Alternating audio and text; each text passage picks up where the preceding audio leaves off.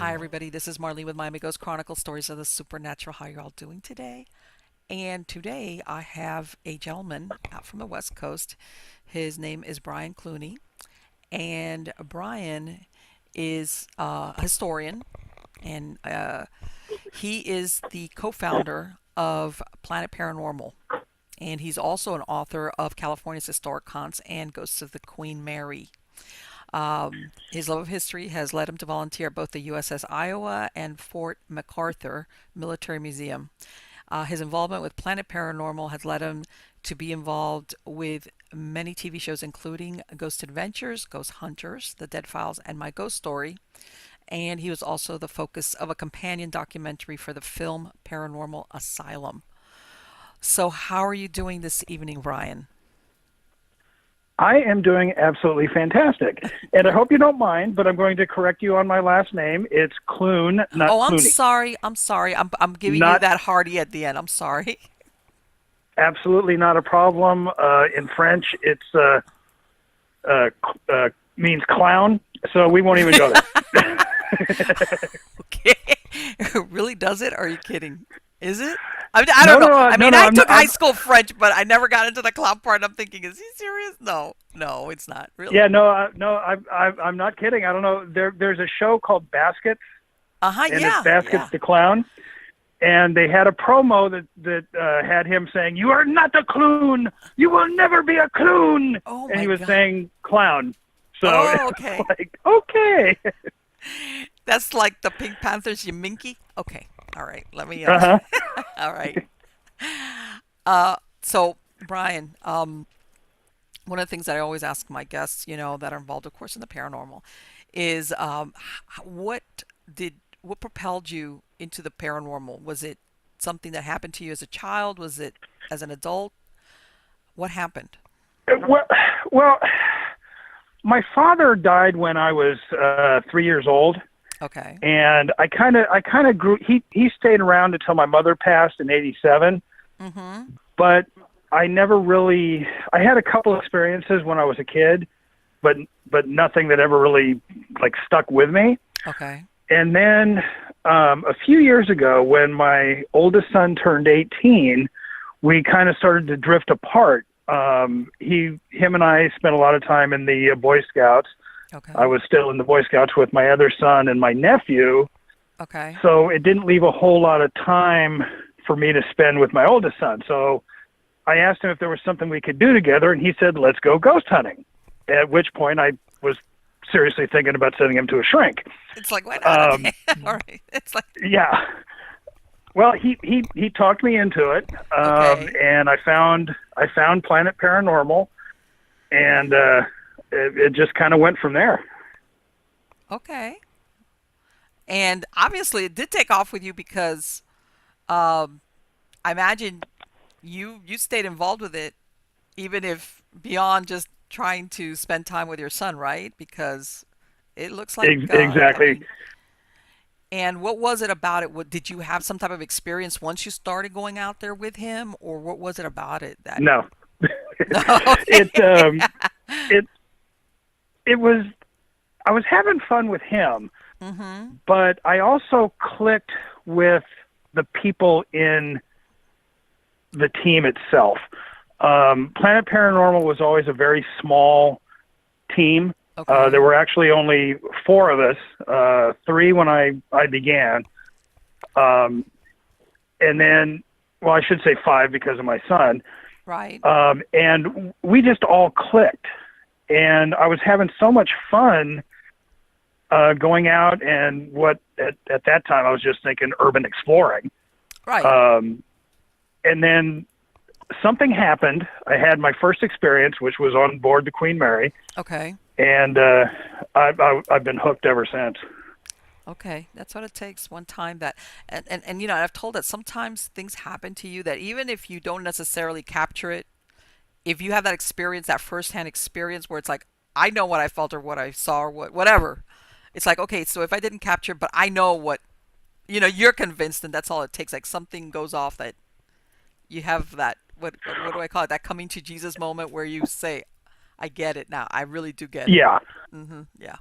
yeah, and I mean it was the first experience I had was rather amusing. I had been with the team for maybe 7, 8.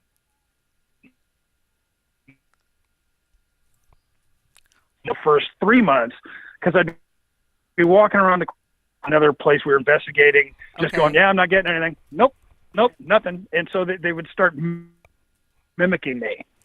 And the night that I had my first real experience, I was walking down this little narrow short corridor to get into the change rooms in the pool, Okay. the Queen Mary First Class pool. And the rest of the team was at the very end of the pool, completely opposite from where I am. And as I was halfway through this corridor, I just get this Are you in my kidding? ear. And I could feel my earlobe vibrate. Oh my So God. I kind of stopped, and it's a ghost that we've nicknamed Grumpy, obviously. Okay. So I kind of stopped, I turn around, and I walked out. Of course, they say I ran, but I will never admit to that. But by the time I got out, they were busy just, I mean, literally laughing so hard, a couple of them were on the floor. Had, w- And had they had that experience, I'm or sorry, what was it?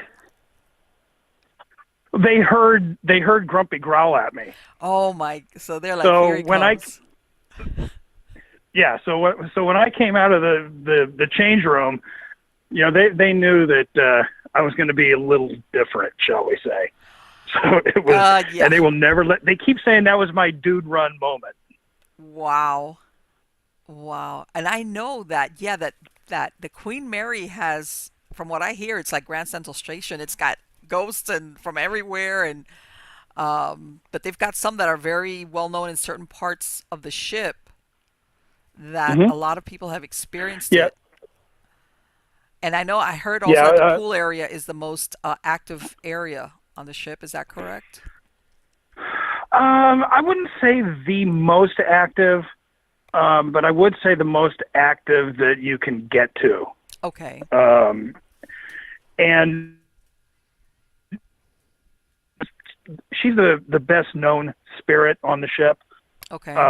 And she does like to hang out in the first class pool area, Mm-hmm. but we've captured her voice.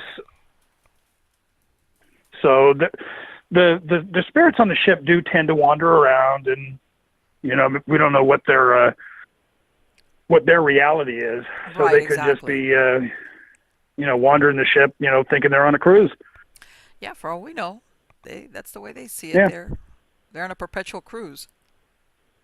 exactly. I mean, that might be where I go when I finally pass. Yeah, why not? I mean, who knows? At the end of the day, we really don't know. It's only so much. We only kind of get a glimpse every now and again. Um, do Exactly. you think that there's any ghosts there that have just, for lack of a better word, are hitchhikers? They really didn't either die or work on that ship, but they've ended up haunting it. Do you think that's the case? Um, it's quite possible. I don't know if you're familiar with Peter. He did a Yes. show. Weddings. Yes, yes, of course, yeah.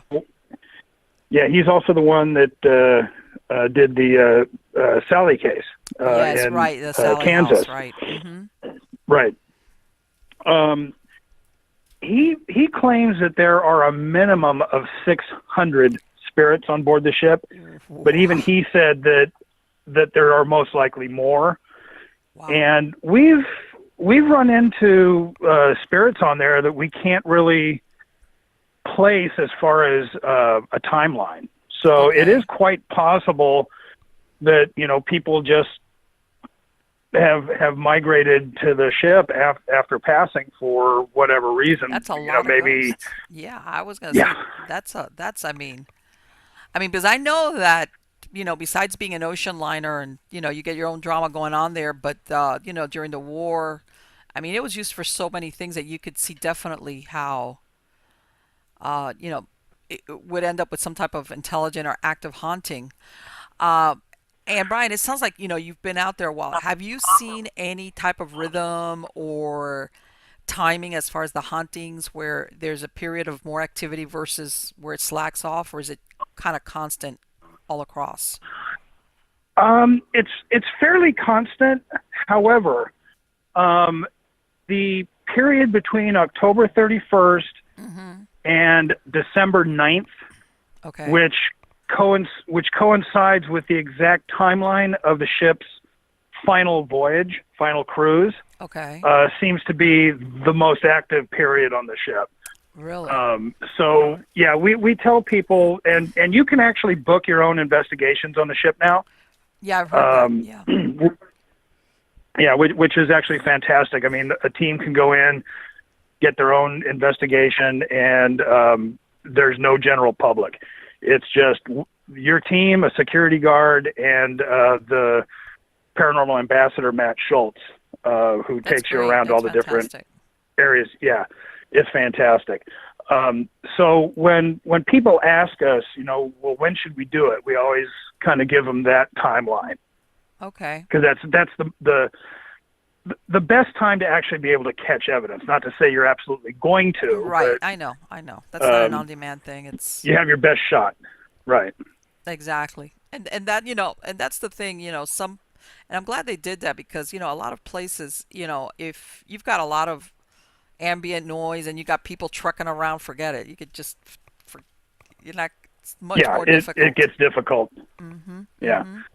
And I mean, the thing that's nice about the investigation is they tell you all of the different areas of the ship that are normally off limits to the Okay. general public, and they will take you down there. Wow. That's good. That's Yeah. excellent So as a matter of yeah. So fact. it's really cool. So if you ever want to come out to California and You know what? When do an my son was investigation on the Queen stationed, Mary, let us know. out there in Coronado Island when he was in the Navy. And at that Uh-huh. time, I would go out there a lot. And I have a good friend of mine that lives up in Merced, but I haven't been there in a few years and I've been thinking about it. But it's like, before when I had a kid out there, which was my youngest, I'd go out there a lot. And then Yeah. now that I think about it, I could kick myself for not having gone while I was there. But yeah, I've thought You've about it. never been to the Queen Mary? No, no. I mean, and I was there. Oh, I you was in really San should. Diego. I was so close. You know, I went to San Francisco. But always, my time was always limited. I didn't get around to it. And now it's like, oh, Marlene, why didn't you? But yes, Yeah, well, I absolutely. mean, just remember the ship itself is also a hotel. So, Yeah, I've seen that they're actually like you book a room kind of deal. yeah, I think that's yeah, yeah. fantastic. It's a great way to see the ship, definitely. And let me ask something, Brian. So, Since you've gone there, and have you had any come across any entities that besides this guy that growled in your ear, which has got to be pretty disquieting. Have you ever come across anything that you felt like, what is this? Like, because I think when you start doing paranormal investigations, you kind of develop this threshold of for something to like really like put you back on your heels. I mean, you're used to the cold you know, spots. not at the Queen Mary, no. And that's one of the things that I've always found a little surprising is with the amount of spirits that are reported to be on the Queen Mary. We have never run up against anything that we think is harmful, that we think means to do people harm. Okay. Some other locations, yes, but the Queen Mary, never. And that was one of the reasons why we were kind of upset about the Ghost Adventures episode when they were on the Queen Mary, is they made everything out to be evil and demons, and I it was know. just kind of like, I know, and yeah, I think that the D word's overused personally. It's like what, everything ends up yeah, being the D word, demon. It's like no, come on. And I yeah, tell you know what, exactly. I've been doing investigations since the 1990s, long before it became the reality TV thing. And I tell Right. people, you know what, you can run across an entity that was a really bad person in life, and if for whatever reason they're still a discarnate and they can be really bad. They don't have to be a demon. It could be a human entity that will that you really don't want, will give you almost that sixth sense that you have, like that danger that you're in the presence of something that's really negative. And it doesn't have to be a demon. It could just be a regular human being that was just a bad person, and they're still a bad or angry or violent person after death. Yeah, Uh, exactly. And that's another thing that Peter James had was always saying was that a person who was nice will be a ghost who is nice. A mm-hmm. person who was mean and nasty is going to be the same after they die, and they'll be a mean and nasty ghost. Yeah, That yeah. he says that your personality doesn't change just because you pass to a different realm. Right. You don't grow wings all of a sudden. On the contrary, the if you were like a violent or angry individual, or for some reason you don't want to be dead, God, yeah, you just don't become a nice person. And I think that's why I'm saying that sometimes investigators will run across either a communication or a feeling, or actually see something, or and they just because it's negative, or I'm going to use the word malevolent, they immediately think non-human. And I'm thinking, not Right. really. There's plenty of humans running out there, even after death, that are like you wouldn't be want to, anywhere near them, much less in a dark place, like which is where a lot of paranormal investigations take place. Right, exactly. I mean, and like we just had Charles Manson pass away. Oh my God, I yes. really, I really don't think that you're going to get a good feeling if you run across his spirit. No, absolutely not. But I mean, besides the you fact that know, he was, and you know yeah, what? no, And when you look at a personality like that, you think how much of this is mental illness and how much of this is really evil, pure evil. Um, you know. yeah.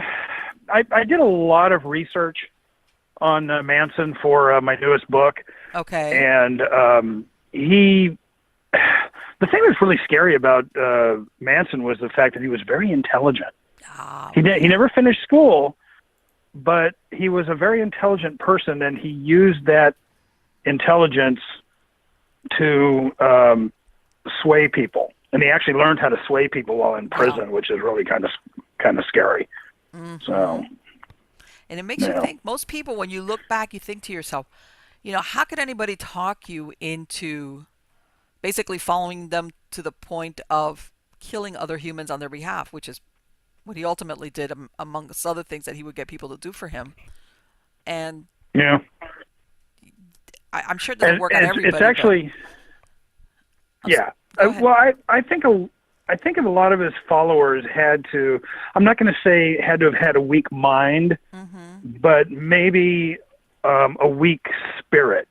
That Right. it's like they were looking for something, and Manson just Yeah. filled it at the time. Yeah. Yeah.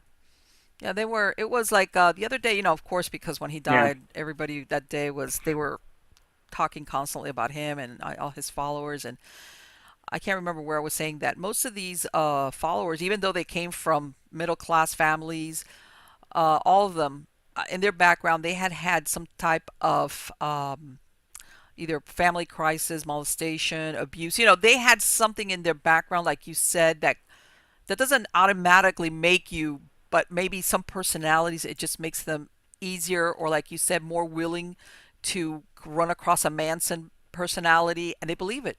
They're looking either for an yeah, authority figure, I don't, whatever you want to call it, and the next thing you got stuff like what happened there, which is yeah, incredible. exactly. And I remember Yeah, about a year ago, no, it was more, a couple of years ago, I was up in the Moundsville Penitentiary, which is where he's originally from. And they had a note on there that at one point he had tried to transfer. He wanted to transfer back to be transferred to the Moundsville Penitentiary because he wanted to be close to his family. And the warden there said, "Nope, thanks, but you are too notorious."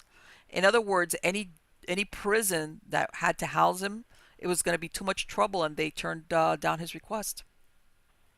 well, I know he when he was being released from Terminal Island Penitentiary, which is really close to my house. Wow. He had actually asked the warden and the prison system not to be released. He Really? said that he felt more comfortable in prison, and prison was more of a home to him than the outside, and he didn't believe he could make it on the outside, and they turned him down. So he then requested of his at his parole hearing Right. that he be allowed to go up to the San Francisco Bay Area, and he convinced them that because of the whole summer of love and peace and all of that, Right. that would be good for him. And basically all that did was give him a captive audience Sure. to sway people to his psychotic beliefs. Yep. Yep. And yeah, it's incredible sometimes how certain things turn out the way they do just based on the timing. Yeah. Uh, And what's even more scary is he actually has more followers today than he did back then. I heard that, and I was like, "Are you what? What is wrong?" Yeah, I don't understand. I mean, I've been to the Spawn Ranch area, and the police will actually tell you, you know what, you might not want to go there because there are a lot of his followers that show up. And so I started to do a little research on that, and it is absolutely amazing. He's probably got 5 or 6 times more now than he did back then. Scary. Isn't and to me, I'm thinking to myself, okay, so basically, you're following someone who was a proponent of massacring people, and because this is the thing, sometimes murders are carried out, but there's revenge, or in other words, there was some type of tie between the parties where they either hated you, or it was love, I hate you now, or revenge. So there's some type of dynamic there, but he didn't know these people. None of them knew. I mean, in other words, it's the killing for the sake of killing. Well, yes and no. I mean, the reason that he picked the Tate residence was because of Terry Melcher. So he had gone there a few days before looking for Melcher, Right. but Melcher had moved out. Right. That's what was going to So ask you about. I had heard something that I didn't know that he already knew ahead of time that he wasn't there. I thought that he still thought he was there. no, he knew he wasn't there. Oh, okay, okay, okay. But he was trying to start a race war, Right. and he just decided, all right, I know I know that these are wealthy families, and I'm just going to go ahead since I know where the house is. I know it's secluded. I know it'll be an easy mark to. So he went ahead and sent his followers there. The La Bianca residence, he knew it was a wealthy neighborhood and knew where it was because he had been to a party a few months earlier at one of the neighbors' house. And so he just picked that at random because he kind of knew where it was. Right. He was scoping it And out. Yeah. right. And all of these people, it kind of drives me crazy. Oh, well, Manson never killed anybody. Manson never did this. Manson never did that. Well, Manson was the first one into the La Bianca house by himself, tied them up, and then brought his followers in. Of course. I mean, So, he was so culpable in it. He tried to kill lots of Papa Crow, a drug dealer. He actually shot him and thought he had killed him. So, I mean, it's like the guy was not innocent. well, It drives me crazy when people say he was. but and this is the thing. It's like, if what you're trying to say is he didn't kill him because he was incapable, no, he was just trying to get ahead of the curve and get somebody else to do the dirty work in case it ever came to anything. He could say, it wasn't me. It wasn't because he was Exactly. incapable of it. Yeah. Because I'm thinking to myself, how could you stand there and watch to see somebody killed and slaughtered that way? I mean, come on. Yeah, well, he didn't think it was violent enough, Yeah, they're which is even more scary. and it makes you wonder how because I was reading that after the Tate LaBianca murders were before they had captured them, they were looking that how Roman Polanski had finished the Rosemary's Baby movie, and they were saying that when he was filming that he had gotten threats from some quasi Satanist kind of deal, and they were thinking, was that the origin of where this had come from? And of course, later on, Right. they caught the Manson people. But I think somewhere along the line, somebody Well, was realizing whoever had done this was really, I don't know what's the word I'm looking for, but it wasn't just killing. It was just that wholesale slaughter, that torture, right. that And sadistical edge over it. That well, even when the Mansons were arrested, they were not arrested for the murders. They still didn't know they had anything to do with it. what was it? It I think wasn't it was until it was destruction of public property was the reason that they were arrested at Barker Ranch. oh, okay. Yeah, I know that. They had been looking for their bottomless pit um, to hide out in during the race war, and just decided to destroy a couple pieces of construction equipment that they didn't realize or didn't care that they were still being used by the Park Service. And that's why they were arrested. They still didn't know anything about the murders until Susan Adkins decided to start bragging about it once she was in jail. There you go. What?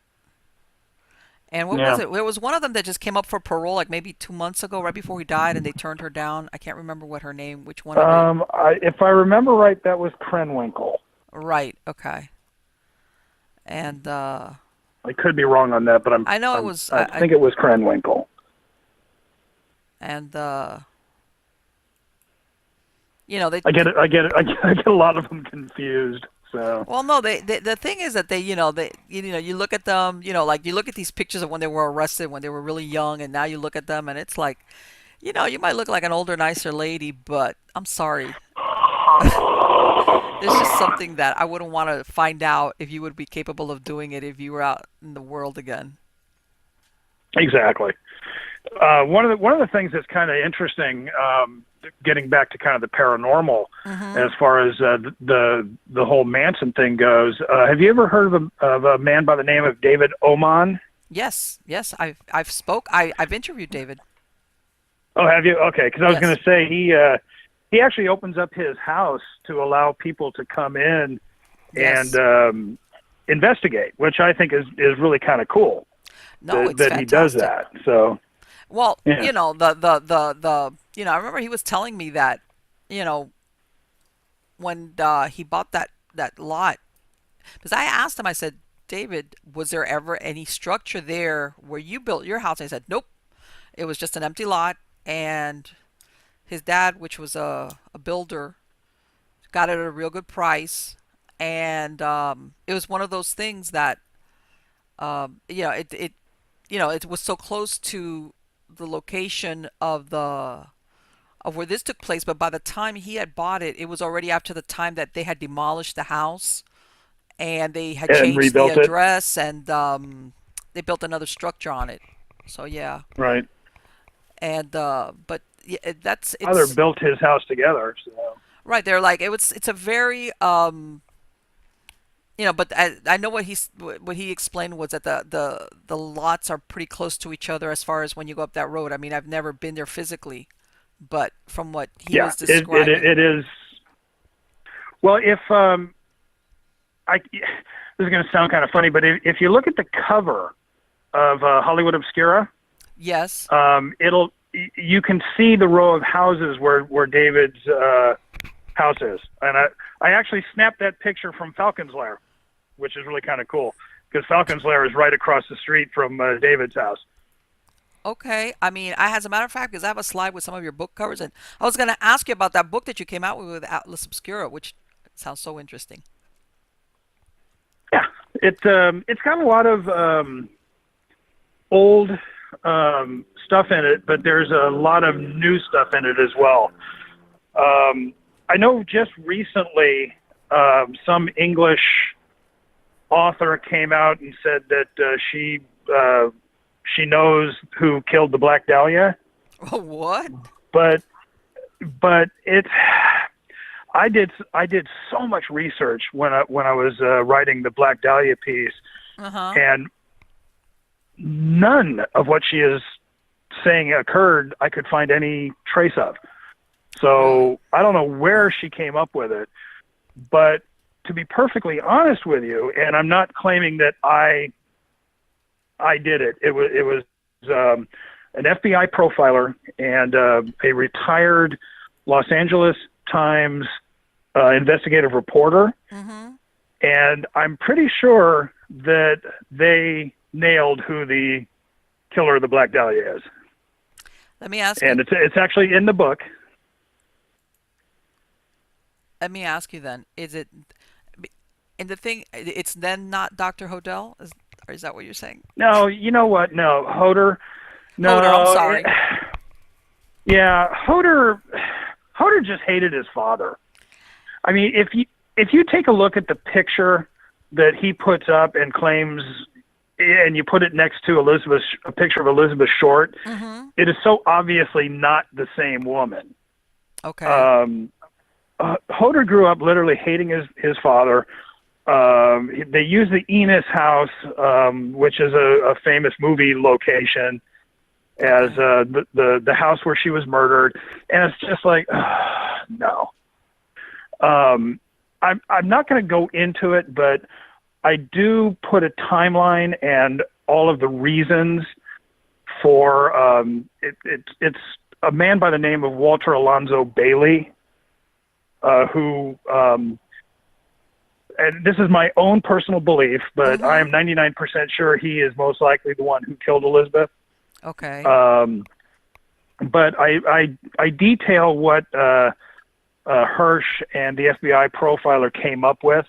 Right. And if you read what they say, it's pretty obvious that he is most likely the killer.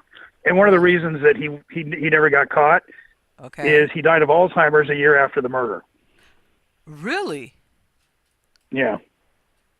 So I mean, was he an there's just older so many guy? different. Was he when he's had premature Alzheimer's?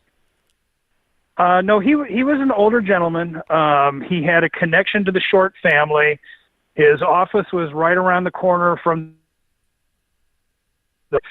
the whole thing just falls into place. Really? I gotta see. Yeah, I'm always like, because it's and let me ask you, do you think besides that, do you think that also, because I've heard, without doing like what it sounds like you've done, which is, deep research on it, do you think that part of the problem why nobody was caught was also that the police didn't handle it the right way as far as investigation was concerned? It's quite possible, but until Hirsch did something rather unusual and actually had to check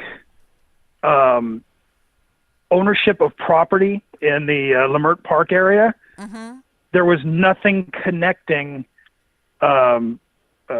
Bailey. Nothing. Okay. So I see what you're saying. he was never even on the radar. Right. So even if the police work would have been excellent, there was still no connection for them to tie him to the murder or suspect him of anything. I see what you're saying. Exactly. And then the fact that they were receiving hundreds of confessions daily. Really? Now, granted, they were throwing most of them out because they could tell which ones were not even close to credible. The ones that were even remotely credible, they had to follow up on. So they were, they just had this deluge that they had to wade through as far as all these people. And then because the murder itself resembled the torso killings in Chicago, they were investigating the possibility that murderer came to L.A. And right. I really don't blame the police for not being able to pick up on who it was. Well, yeah, you always hear that I understand there's only so many ways that you can stretch a police force as far as manpower, and forensics back then were not what we have now with DNA and all that other stuff. Not even close. Do they? I will tell you the one thing though that is the saddest part of the Black Dahlia story is what the the Herald did to Elizabeth Short's mother. They had called her the day after the body was found, Right. and told her that Elizabeth had just won a beauty pageant, Oh no. and started asking her all kinds of personal questions because they needed it for the story. Oh my God. So her mother, was just all happy and telling them, "Oh yeah, she was this," and then at the very end of the interview, they said, "Oh, we do have some bad news though. We just wanted to make sure that you were comfortable." So was actually murdered. God, let me tell you something. I don't know how anybody could actually do that to somebody else. I don't know. Yeah, it's mind-boggling to me, to be perfectly honest with you. Yeah. I mean, it just shows a callousness that I can't even comprehend. No, I can't either. And let me ask you, this guy that you're telling me that you think, do you think was there any evidence that if he ever committed any similar murders to that, or was this an isolated incident? It was an isolated incident, and they even have a theory for why it happened. And they basically don't really blame him for a conscious act either. Really? It's kind of it had to do with his Alzheimer's, his family situation, the stresses on him. Not that that's an excuse, mind you. Mm-hmm. It's just, they came up with a whole comprehensive reason for why it happened. Because and that's the thing. I think that when everybody sees how what was done to the body, post-mortem, everybody's always thinking, okay, somebody with medical expertise, somebody sadomasochistic, psychopath, blah blah blah. Well, And he was a prominent surgeon. But I guess that's the part where I think people you know what, especially back in those days, sometimes, especially doctors, people didn't want they weren't looked that hard as far as when crimes like that were committed, because Mm-hmm. you were a doctor. So Right. You were an upstanding citizen. Exactly. We're not going to look at you. Yeah. Or not look at you that hard anyway. Or if not, you're going to call the mayor's office or something along those lines, and then it'll come down on us. So yeah. Yeah. That is so interesting. It would be great at some point to ever conclusively know who was the one that did that to her. Unfortunately, I don't think we'll ever know 100%. Mm-hmm. As I said earlier, for me, having done the research and looked at a bunch of different theories of who, what, why, this is the only one that actually makes sense. Right. Which is why it's the only one I put in the chapter. To me, I'm pretty certain that he's the one that did it. But the reader has to make up their own mind. Oh yeah. Well, and I saw that you also, I think, include in your book something about Thelma Todd's garage. Yes. And I wanted to ask you, do you have any theories on who killed her? My theory is that it was just a tragic accident. You think so? Yeah. Unless there was a giant conspiracy between the police, Roland West, and the coroner's office, she could not have been killed outside of the garage and still had the carbon monoxide in her system. Okay. However, that being said, the possible curse of the Joyita still kind of has me going, that's kind of weird. It's one of the things I put in the book. Roland West owned a yacht. Okay. Called the MV Joyita. Okay. And him and Thelma used to take it over to Catalina Mm-hmm. Now, one of the theories that came out was that Roland West killed her on the boat, brought her back to the garage, put her in the Lincoln, started the motor, closed the door, and walked away. Okay. But again, unless there was a giant conspiracy trying to protect Roland West, the carbon monoxide would not have been in her bloodstream. Okay. However, after Thelma died, and I'm not going to go into the whole thing, but a lot of weird stuff went on with the MV Joyita, which the ship itself actually became known as the Mary Celeste of the Pacific. You're kidding. No. So, it's kind of like, all right, well, this is a bit weird. But it's really a cool tale, to be perfectly honest with you. Now, I've heard that Thelma Todd or something's going on there at that cafe she used to have.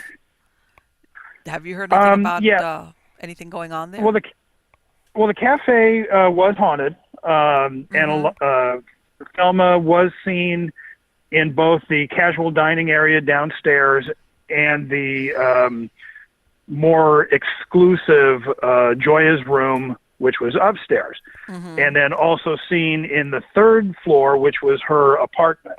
Right. And even after the Sidewalk Cafe was sold, it became Paulist Productions. They were even reporting having seen Thelma wandering around. But I will tell you one thing: I would love to go up there right now because they have completely gutted it. Yeah. They are completely redoing it, and I just want to go in because it's a well-known theory that during major conversions and construction, that activity ramps up, and I would just love to find out. I was just past there about 3 weeks ago. Okay. And my wife was like laughing at me because I was drooling thinking about going there. Believe me, I've done the exact same thing where I'm like, oh, I would give anything to go in there and do this and do that. And you're absolutely right. Sometimes kicks up the paranormal activity is exactly when you've got that type of demolition going on inside and things are being, it's like the spirit is like not happy about it. Yeah, exactly. And I mean, it's kind of sad in a way that it does.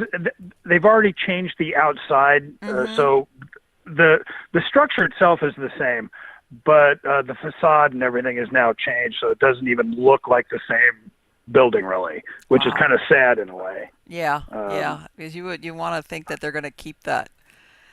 Yeah, because it was from, I want to say, from what many people call the golden age of Hollywood, and where the stars, they were sometimes, they were presented in the public in one way, even though they had all these things going on and behind the scenes in their personal lives.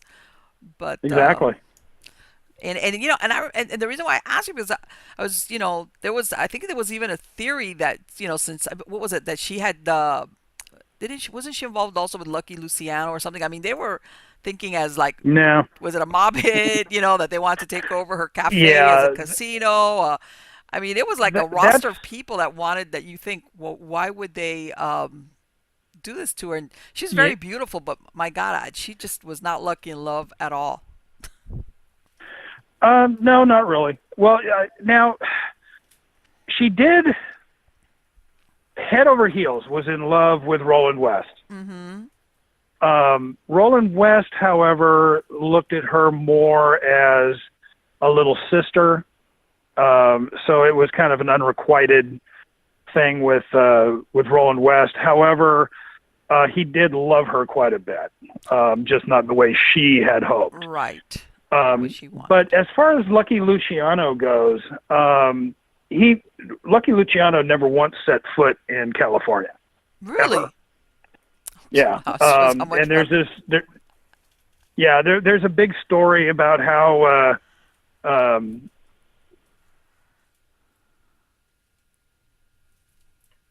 said, I want to use the second floor as a gambling casino. We can make a lot of money. And her response was, over my dead body. And he said, well, that can be arranged.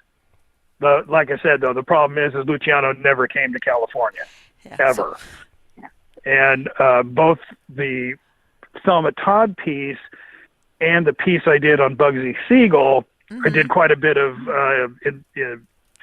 research into Luciano as well. Okay. So, and again, nothing ever came up about that other than a couple tales about Luciano's one that killed Thelma Todd. But again, that's just people are always trying to figure out why their heroes have passed, and I think it's just a case of that. Right. And I mean, there was a lot of and it's like, like everything, especially when you have a starlet and she's so famous and so beautiful and everything, and then this happens, and people sometimes would find it hard to believe that a person like this, which looks like they have everything, would commit suicide. And that's where you get all the theories going. Right, but again, I don't believe she committed suicide. No, I believe she just didn't know any better. And what was it? Because, and you tell me, because obviously you've done, it was something that, from what I understand, was that she had come back from being out at night with some friends, having dinner, and it was really cold, and she had gone up and knocked, and that Roland didn't let her in. And supposedly that's when she goes back to her car that was in the garage, I guess, to keep warm. Correct. Now, Roland, he had an apartment at the cafe, but he actually lived in a mansion above the cafe, and that's where the garage was as well. Right. Was just below the mansion. Right.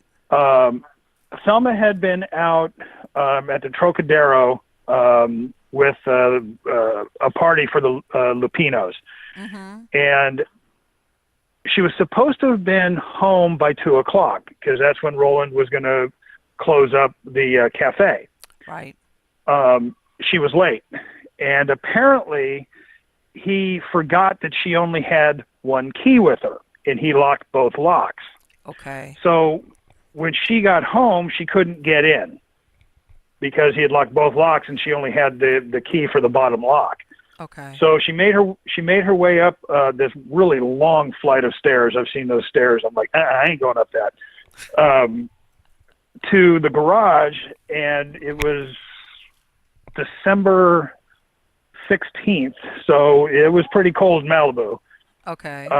And she climbed into her Lincoln, started the car, and with the garage door closed, and most likely passed out because she was rather drunk. Yeah. Right. And like I said, I think it was just a case of accidental death. That's my own personal belief. Yeah. And sometimes again, it's and that's again where people think you die just out of plain ignorance or stupidity, that kind of deal. That, like, wow. Yeah. Now, one of the things I do in the book is I don't make any concrete assumptions unless it's a well-known fact of how somebody passed away. And in the case of Thelma, I do, I leave it up to the reader to decide. I try and give all the different stories. The same with George Reeves. I don't say I believe this or right. I don't believe that. I just try and give the facts and let the reader decide for themselves. Yeah, because it's like a big open question mark. You really don't know. That's what it looks like. It could have been something else. Again, without concrete proof, it's like you said, it's likely to remain a mystery because most of those players are dead. Everybody that was around at that time has long since taken the dirt nap. So, yeah, that's exactly true. Yes. And I saw that you also wrote another book, Haunted San Pedro. And correct. What is what's going on there as far as, do they have any well-known haunted locations or not so well-known? Because I think sometimes those are the most interesting ones. Well, the well-known ones, I'm going to assume people have heard of these. The USS Iowa. Yes. Which I'm a volunteer security on board. And they don't really like us talking about the spirits on the ship, but the spirits on board the Iowa are very helpful. They're Really? again nothing scary, nothing that's going to harm you. They Mm-hmm. actually have been known to help out the crew, especially the ops crew, when they're trying to repair the ship and things like that. Okay. The Banning Mansion some people may have heard of that. Phineas Banning is probably one of the most famous people in California. His house is his mansion is supposedly haunted. The Okay. drum barracks, which is an old Civil War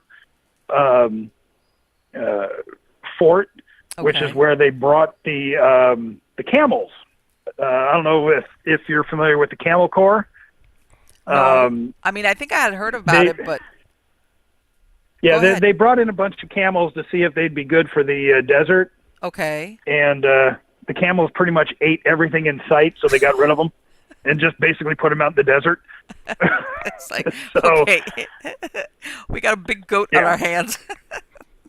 yeah, exactly. Um, and I've got a few interesting lighthouses, two lighthouses that Okay. are kind of the Point Furman Lighthouse and the Point Vicente Lighthouse.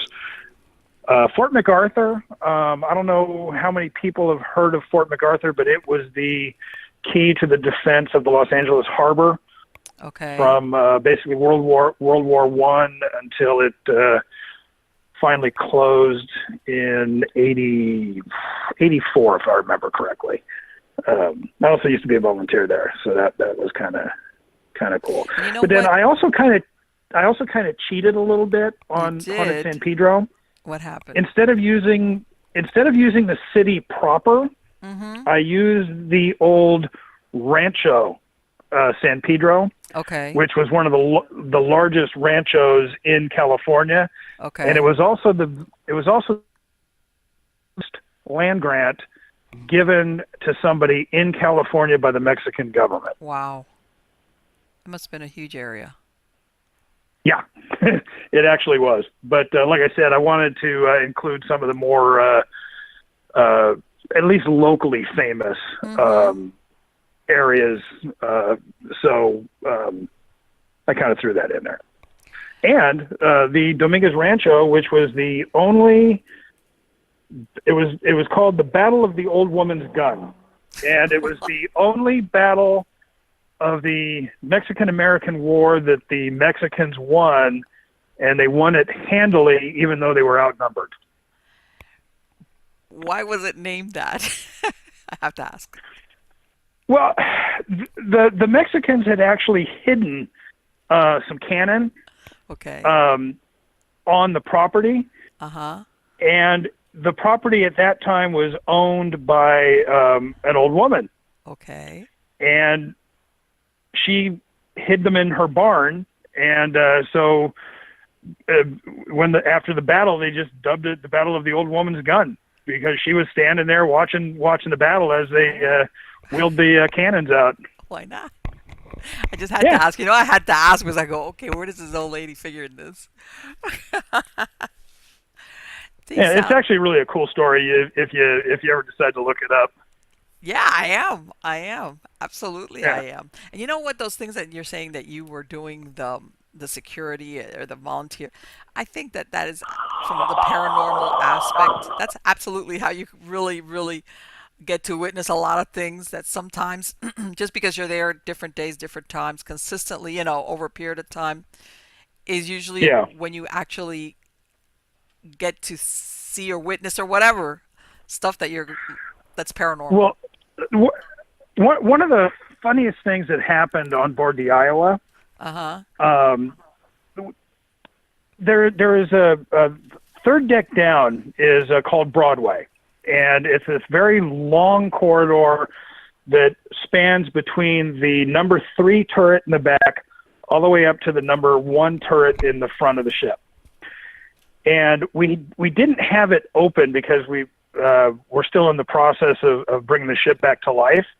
Okay. But we were running a tour down there, a private tour, And the two security officers, it was the security lead and another security officer. They had just finished the tour. They were still down on Broadway, and they had done their final sweep to make sure nobody was left behind.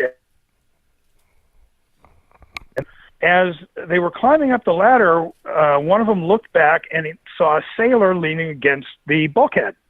What? And he called up to the other security officer and said, "Do you see that?" And the other security officer said, "Uh-huh."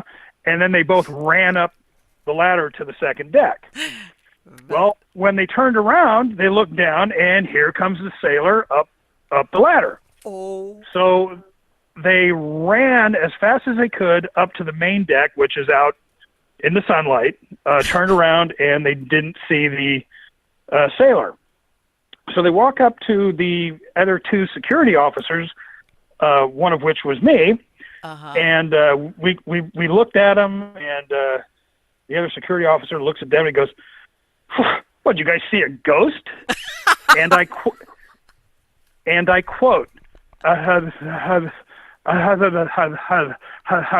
that's all either one of them could say. And we both just started cracking up. I bet. You know what? I mean, literally, neither one of them could talk. Just So were like, any of anyone? So who was the next one that volunteered to go down there? me. Okay. I was kind of running down there, but unfortunately, I didn't see anything. I was like, darn it. But you know what? It's bad enough that you see the ghost, but then he's following you. Oh my God. Yeah. Well, he might have just been giving him an escort, you know. Let me tell you. Yeah, it was just really funny the way neither one of them could get a word out. It's like, I bet they must have been like, how does he know? No, he's just, and it's like, and the thing is, like what you said, both of them saw this Yeah, thing. both of them. So it's like, So it was, yeah, it was kind of cool. I just wish one of them would have been me.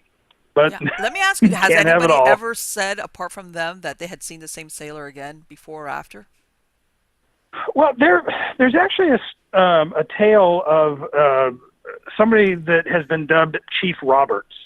Okay. And this is the only incident I know of where somebody has actually seen a spirit on the ship. Okay. But another story, one of and this was when the ship was up in Richmond, California. It had just been pulled out of mothballs, and we were trying to get it back into down to the Los Angeles harbor. Mm-hmm. Now, one of the ops guys, by the way, are the ones that do all the repairs on the ship. Okay. From the sail locker, and when he tried to grab one of the rungs on the ladder, his hand slipped off and he started to fall. Oh. And he felt somebody push him back up onto the ladder. Well, when he turned around to thank whoever it was, he realized that he was about 25 feet up in the air and there was nobody there. Wow.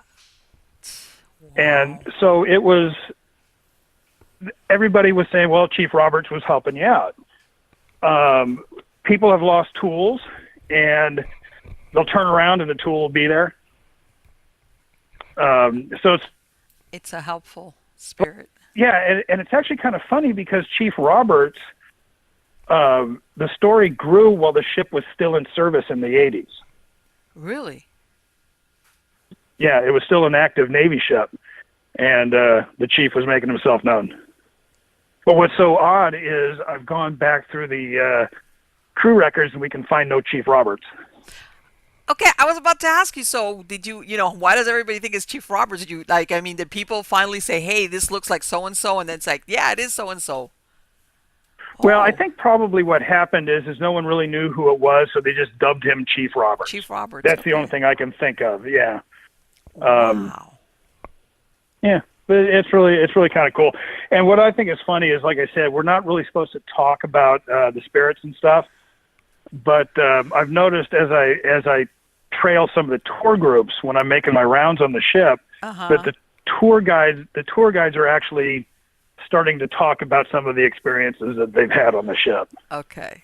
Of course, everybody wants to hear it. It's like, I mean, let's face Yeah, it.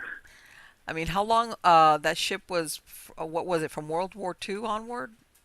The USS Iowa? 1943, Okay. and then 91 is when it was mothballed. Okay. 1991. Okay. All right. Um, and then she was the last of the U.S. battleships to be turned over to a museum ship. Okay. Okay. And yeah, that of course, I mean, so many things go on there in those ships. Um, I mean, like I said, my son, he served on the USS Ronald Reagan. And I mean, that's a Nice. much bigger ship. I mean, I know it's a huge, in Yeah, it's comparison, huge. but still, it's like, you know, people live their lives out in these ships, and you got all the emotions there. There's the joys, Oh yeah. the heartbreak, whatever's going on, you're just living it out on a ship. Yeah. Well, it's like the USS Hornet, CV-12, which is based up in Alameda. Mm-hmm. Um, I wrote about her for California's Historic Haunts, Okay. and she's got all kinds of activity on board. Okay. And the nice thing about that is the museum itself has fully embraced the ghosts. Really? Good. Yeah, they have overnight investigations, and you can literally, I mean, they actually have paracons on the ship, the Gray Ghost Paracon. Wow. So they've fully embraced it. Now, the Iowa, to be fair to them, and one of the reasons that they don't really like speaking about the spirits is the Iowa 47 is still way too fresh. That was the turret explosion back in 1989 Right. that killed 47 sailors, Mm-hmm. and we actually have volunteers who were on board that day. So it's more of a we don't want to be insensitive to Right, them. yeah. I understand totally what you're saying as far as out of respect because of what happened and absolutely. Yeah, Right. I could see But yeah, why but they're when I was handling it writing that the way. chapter, on the Iowa, I sat down with a couple of the higher ups, and we kind of went over what I had written, and they asked me to change a few things, and we kind of went back and forth. So they were very receptive Oh, that's as good. far as allowing me to write about it. So Yeah. I mean, I'm yeah, sure most of them it's like, you know, it's like it's understandable. I totally understand like what you said why they're kind of very careful about that, absolutely. So let me tell you something. I have enjoyed this so much, Brian. Your stories are fantastic. Um, well, thank you. and like, and of course that one the one that you just put out, the Hollywood Obscura, which Uh-huh. is like I was saying, there was that time in Hollywood where so many things would go on behind the scenes, but they wanted to present the lifestyle of some of these stars or starlets a certain way, but in truth, what was going on was so out there, and then of course some of them met their ends in very unusual ways. I mean, Hollywood is full of mysteries, and whether you were a star or people just behind the scenes, there's a lot of Yeah, there were a few things that would make a gangster blush. That's for sure. yeah, yes. Especially those times Yeah. when the studios own the stars, and they sign them up to these Oh contracts, and yeah. uh, you know, they kind of protected their investment at all costs, and just a lot of things went on there behind the scenes, and in other words, Well, it was. I'm sorry. Go ahead. I was going to say a lot of people don't realize that in the early days of Hollywood, Mm-hmm. um, they weren't stars wouldn't even have their names put on the movies. Wow. It was all about the Yeah, and it director was and the production, huh? yeah. Well, that and they didn't want to have to pay the stars any more money. and it was actually Carl Laemmle from Universal Studios who finally opened up the star system. Wow. Yeah. So I can yeah, imagine that. that's Yeah. by the way that's my next book, by the way. Yeah. The Haunted History of Universal Studios. I bet there's plenty of it. I Oh, guess you have no idea. no. The point I was trying to make was that all the circumstances, whether it's what's surrounding them or their lifestyle or the people that are involved, they're all fodder for most active hauntings that you come across. Tragedies, Yeah, revenge, love life, gone wrong, weird people, as far as, the drugs, all that other, everything there is perfect to produce ghosts. So it's like, it's yeah. no Well, I'm surprise. telling you, Hollywood definitely has its more than fair share of spirits. I can tell you that. Yeah, I bet it does. I Yeah. bet it does. I mean, and I'm thinking, and these are the people that made it. You always hear about all these other people that would go out to Hollywood, looking for their big break, and they never went anywhere. And a lot of them ended up, you know, you know, very, Peg and Twistle. yeah. Look at her. She took that Yep, big dive off the Hollywood sign. exactly. You know, So there was a lot yeah, of peg ant whistles out there. Some of them would go back home, and others just didn't, and they ended up in very bad places or died under really bad circumstances. We just don't really know about it because they never became famous or notorious or whatever. But absolutely, exactly. Yeah, thank you, Brian. Hollywood is both a town of dreams and a town of nightmares. Well, and I think that when it comes to the paranormal, which is what your part of your book relates to, um, Hollywood a lot was built. It's a lot of like image illusion, that image. Uh, Exactly. and the flip side of it is like talk about a dark underbelly. Yeah, and there's definitely a dark Yeah, underbelly to there's Hollywood. about what would you say Yeah, at least? Well, what maybe 100 years of dark underbelly there, more or less. Uh, uh, more than that. yeah, I It, mean, it literally goes. It literally goes all the way back to Thomas Edison trying to monopolize the movie industry. really. See, I love that. I Yeah, love learning about those things because there's always the backstory to the backstory. Or yeah. the part that never got publicity or nobody don't talk about that. Let's keep that hush Well, hush. that's one of the things I always joke about is the fact that I think I use writing as an excuse to do research. Yes, I'm a fellow research lover myself, and Yeah. it's it's either one you find what was it, omission of the truth, or an outright lie, uh, or like I said back then, all these movie moguls, they kind of controlled the newspapers and all these gossip columns, and they kind of Yeah, they did. controlled that little world as far as what was fed to the public, including I think Yep. crimes, um, and Yeah, sometimes like there's definitely that. well, no, like what we were talking about, sometimes the players or anybody that could have come forward and said, hey, that's not the way it happened, or the person that really did this, they're all dead. Everybody's dead now. Exactly. So, And the believe it or not, the mob controlled a lot of it. really? Well, I mean, you know why? Because, Yeah. as you can tell, I mean, I'm not a big, my research as far as mobs, but you always think of the mobs like going into like Las Vegas and things like that. Um, and yeah, you hear about certain mobsters that were in Hollywood, but you never really think of it as the mob really running it, even though I'm sure they were always doing all the stuff as far as prostitution and things like that. Yeah. But yeah, Well, you had a few of them that were studio heads. wow. So you're So, gonna write that book, or is and that in one of your books already? well, some of it's already in Hollywood Obscura, It especially is under okay. George Reeves and then Bugsy Siegel. So Yes, um, yes. I kind George of touch on it. George Reeves is another one. That was like, huh?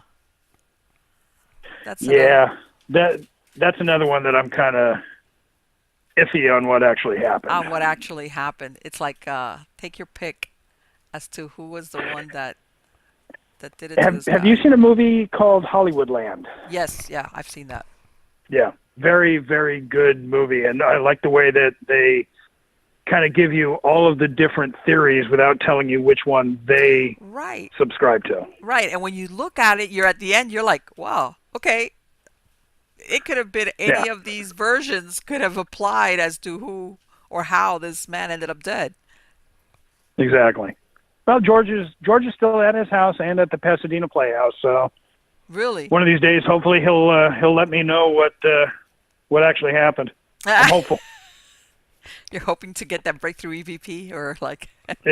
Exactly. Okay, Brian, thank you so much for spending this time with Oh, my me. It is pleasure. fantastic. It was great. And we'll be talking, and I'm looking forward to reading your next book for you for about Universal. I'm sure you'll enjoy it. Take care. Bye At least I bye. hope so. And if not, blame my wife. Don't ask me how that works, but we'll figure it out. Bye bye. All right, thanks. Bye. I loved it. And I want to tell you what. Wow, I had a coughing fit there. Um, you know what? I know everybody thinks, excuse me, that Hollywood's been overdone. But as far as anybody that's done the paranormal work, um, when you look at, I wasn't kidding, when you look at who are usually, everybody knows, okay, people that die violently, traumatic deaths, uh, these are all the reasons why, people end up, you know, becoming ghosts. And in Hollywood, this is what you find over and over again. Uh, you come across just people that go out there with all these dreams, becoming a star. A lot of them burn their bridges with their family of origin because, they kind of leave home. Some of them don't. They go and and I'm gonna and the perfect example of this is I'm sure everybody's seen in the news all this information that's come out about you know uh, the sexual harassment and people that were being basically either going from rape to all these things in the movie industry. And this has come out and it's exploded, and of course, but do you really think that and a lot worse was not taking place way back when people would when Hollywood started going, when all these studios started setting up? um, this was around the time that that term came about, like the casting couch was, because this is how, if you were out there and you were a star or a starlet or somebody aspiring to go forward, chances are um, you had sometimes to make compromises or do things to get ahead. And back then, they had the power to either make you a big star or make sure that you never worked again. So, the reason what I'm trying to say is that a lot of these people that would go out there to Hollywood, unfulfilled dreams, things like that, sometimes they are the perfect materials that become ghosts. Whether it's like he said, like Peg Entwistle that committed suicide by jumping off the Hollywood sign because she just didn't think she was going to make it. Um, other people that they develop problems with drugs, or they have love lives that go sideways. And like I said, back then these studios were really careful to manage the star's personal life as far as what the public was aware of. And then behind the scenes, other things were taking place. Look at what happened with Marilyn Monroe. Even after so many years after her death, there's still conspiracy whether she committed suicide or whether she was killed. All right. And if you look at that, she was successful. She was beautiful. She was, what, 36 years old when she died. So many things that um, that you would think that a lot of these people that make it in Hollywood, when I say Hollywood, whether it's the music industry or the movies, and they make all this money, you think, how can anybody be unhappy? But yeah, whether it's because of what's going on with them, people around them, circumstances that happen to them, and this is, like I said, this is the perfect setting for um, unhappy souls, people that die and they just don't transition on because they still feel something that's binding them to where they lived, where they worked. There's some resolution they never got, despite what he talks about is, and you find a lot of it. It's true what he was saying about when you do research, which is you come across like things that you're like, I didn't know this. All right, um, which is uh, just because you don't know about it doesn't mean it never happened.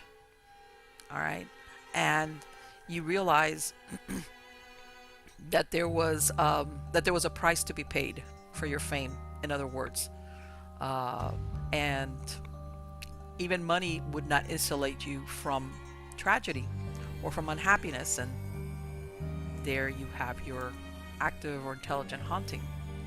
So anyway, guys, please subscribe to my channel. Hit the like button.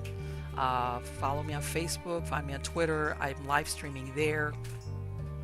You can find this video on YouTube. You can find the podcast of the show on iTunes, on Spreaker, on SoundCloud, on iHeartRadio. If you go to storiesofthesupernatural.info, you will also you can listen to the podcast or download it there as an MP3 file. And like I've said before, my other shows, I'm looking for my true believers. I'm still send me those stories. Film yourself, tape yourself, however you like. Whatever story you want to tell me. If you went out in your backyard and you saw Bigfoot, let me hear about it. Whatever the case might be, I'm ready to listen to your stories. And like I said, whether I retell it or whether I actually use the footage, you can put a note if you want me to exclude names. I don't care. This is not about proving or disproving the story. If it's third hand and it was a friend of a friend or something that happened 25 years ago at a place you used to live, that's fine with me. Just send it to me and I'll take care of the rest. And I really appreciate it. More than anything, I appreciate all the time that you guys spend here looking at the video and listening to the podcast. Take care. Thank you.